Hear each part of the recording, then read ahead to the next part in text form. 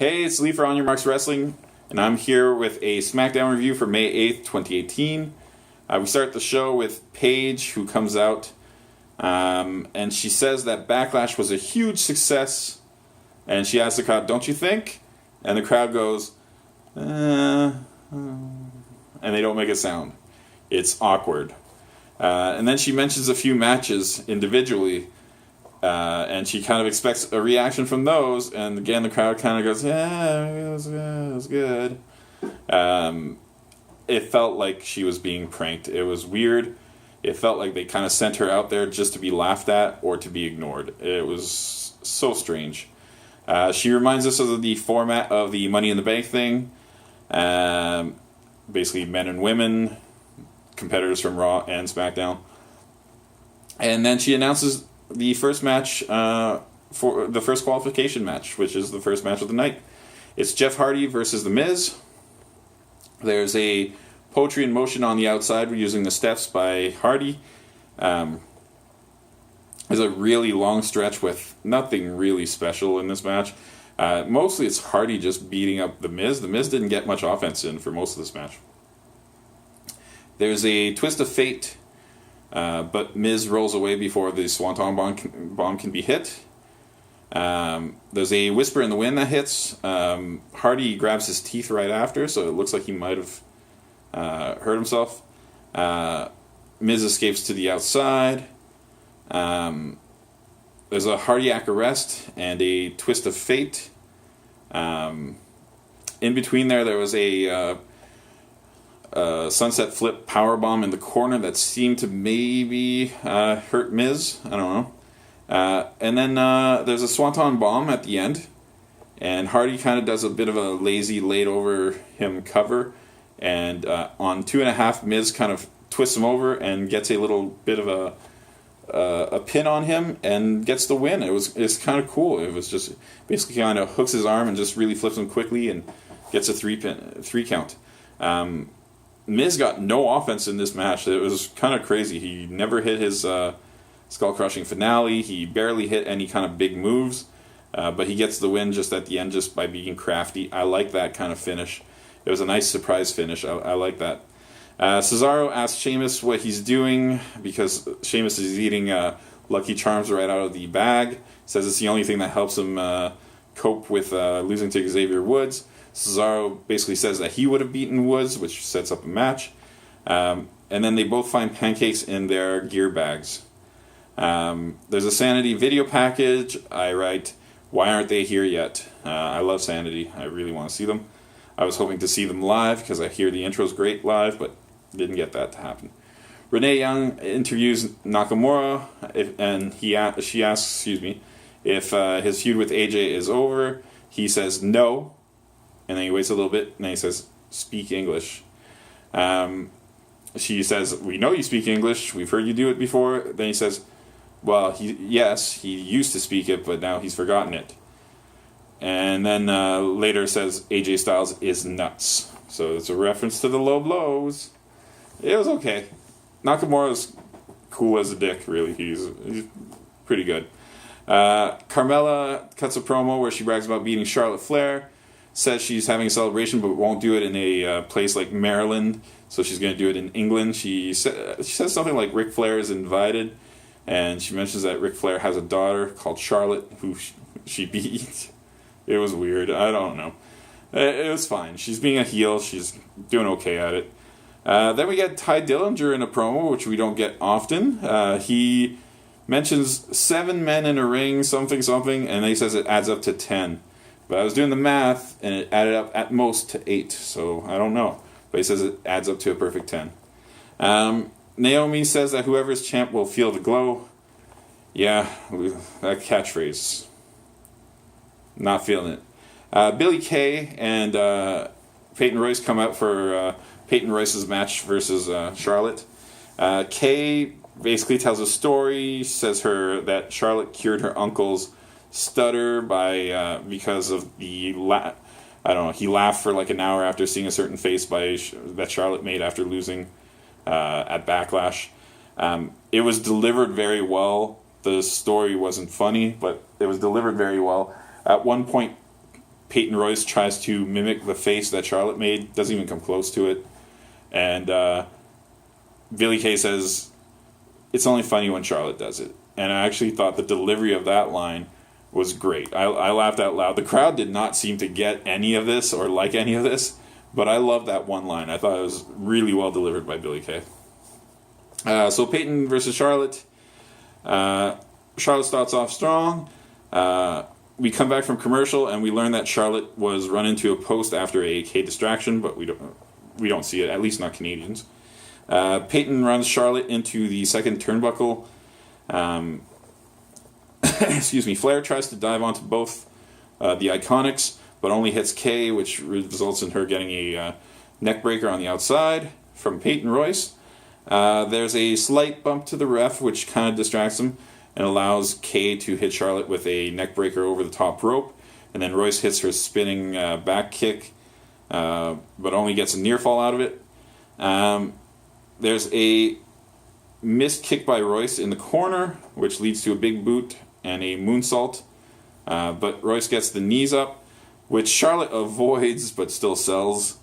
There's an attempted pin of Charlotte by Royce, but Charlotte kicks out. Royce lands a knee for another near fall after that attempted pin. But then Charlotte spears Royce for a near fall, and she eventually gets the figure 8 and gets a submission.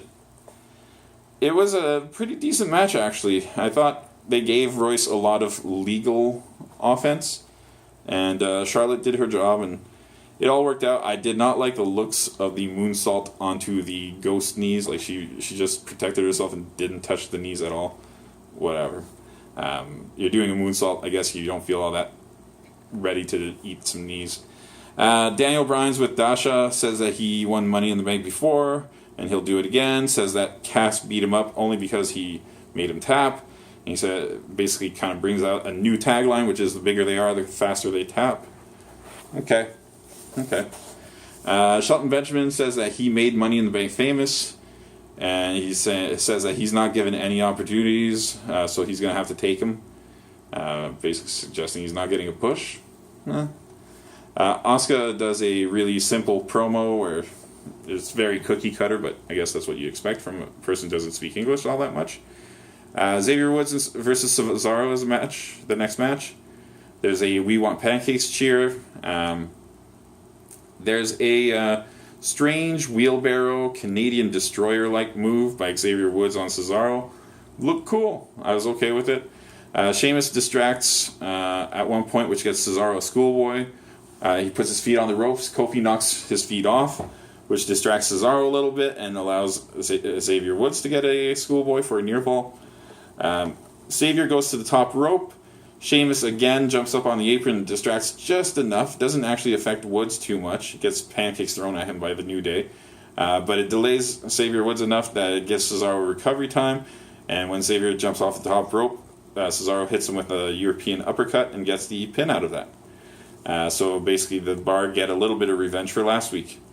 AJ Styles backstage with Renee Young. He says that he understands that he kind of crossed some lines yesterday with the low blows, but he said that he's only willing to go there when it means that he gets to keep his championship. And he says if Shinsuke still wants to fight him, he'll fight him. There's really creepy music and a bunch of kind of destroyed action figures. And then we slide over and we see that the Bludgeon Brothers are there. And they say that they have their toys, and they basically kind of mean their hammers. And they ask people to come and play with them. It was weird, but it should be weird. It's the Bludgeon Brothers. It should be kind of weird promos, and I thought it worked. Then we have Becky Lynch versus Mandy Rose. We see a backstage segment with Sonya and Mandy, who are talking about their futures and saying we both can go for this Money in the Bank thing. And then Paige comes out and she tells him, like, no, Absolution is done. You can't go out together. And she tells Sonya that she's barred from ringside. Mandy says, don't worry about it. Mandy has new music, right? Or maybe it's similar to her. I don't remember what her NXT music is, but it's basically sexy jazz music from the 80s-ish kind of stuff. And they have this blurry effect on, so she's in focus, but everything else around her is blurry, like she's in a dream or something like that. It's super corny, and I love every bit of it. I thought it was great. In the ring, Rose hits a really nice dropkick, which I don't know why, but the women often do these kind of front dropkick, like missile dropkicks, or a side dropkick with only one leg hitting. Rose's dropkick was really pretty. I thought it looked really good. Then she hit her kind of bicycle knee, which is her best looking move. And then there's a little bit of offense by Becky Lynch. Lynch goes for her springboard side kick that she does from the bottom rope, where she jumps up and tries to kick you in the head. And Rose catches her leg and kind of swings it out. Becky's head hits the top rope.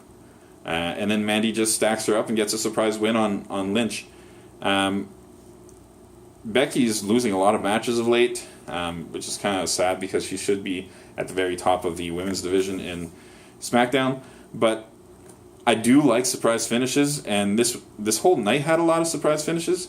A lot of people finishing matches without their finishing move, which is cool. I was cool with this. I actually thought this was really good. And then we have Daniel Bryan versus Rusev. That's the last match of the night. Aiden English comes out, and he does one of his better little intros. It has a minor hiccup because he can't say the proper team name for the Baltimore Ravens. But other than that, it was really, really good. Rusev catches a Bryan dive and tosses him into the announcer's table. There are corner kicks by Bryan, yes kicks. Rusev hits Bryan with a really safe kick to the shoulder. So you see Bryan protecting himself, and you see here another wrestler protecting Bryan, which is nice to see. Rusev tries to put the accolade on, but he hurt his wrist a little earlier when Bryan kicked it and stuff. So he fails to put the accolade on. There's an attempted yes lock on Rusev, but he's close to the rope, so he's able to grab the ropes almost right away by Bryan. There's a knee to Rusev from the apron to the floor. There's a missile dropkick by Bryan. I really wish he'd take that one out of his arsenal. Then there's Rusev hits a pop-up knee onto Bryan after Bryan was kind of favoring his ribs after the missile dropkick. And then he hits a Machka kick, and Rusev gets the win, which kind of stunned me. I did not expect that to happen, first of all, because they've been making him lose a lot. Secondly, because Bryan is Bryan, and he's the most over person in the entire company, or at least he was for a long time. It's very surprising that they would make him lose in that fashion. If it was like 3 Machka kicks, or like an accolade and he passes out or something like that, you'd expect that, but this was kind of a quick finish, which makes you wonder if they're going to kind of put Bryan on the mid-card level at best at this point. Again, though, I'm not going to complain. Complete surprise. Almost every match had a really surprising finish. Like, even Cesaro winning with a European uppercut was not something I expected, though it's happened before. I'm looking at this, I'm like, there's 4 or 5 surprise finishes in these matches, and thank God, because WWE hasn't done a title change in like 2 or 3 pay-per-views. The Greatest Royal Rumble was one of the most predictable things I've ever seen. Backlash was equally predictable and super boring. Raw kind of sucked. It wasn't very good. So to get surprise finishes on SmackDown, even if they're not necessarily what you want, I'm just so thankful that it wasn't like the other stuff. So I'm going to go ahead excuse me, and give this a score of 8 out of 10. I actually liked this episode quite a bit. It was far from perfect. Lots of the promos were garbage. Like, these little cell phone promos, they're too short to really say anything meaningful. And they look crappy. But the in-ring stuff, like, you surprised me 4 or 5 times, WWE. I'll take that any day. So yeah, 8 out of 10. That's what I'm giving it. Thanks for watching.